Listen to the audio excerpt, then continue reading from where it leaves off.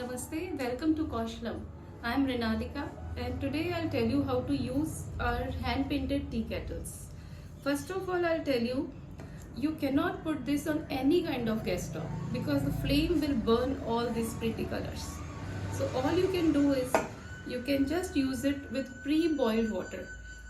For that you can use an electric kettle or any pot you can use to boil water, and then you have to pour in the kettle.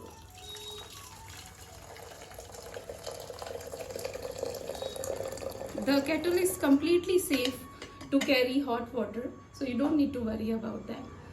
Either you can put the tea bags directly into the kettle like this and keep them for some time so that tea will brew, or you can use the tea bag in your teacup and you can pour hot water in it.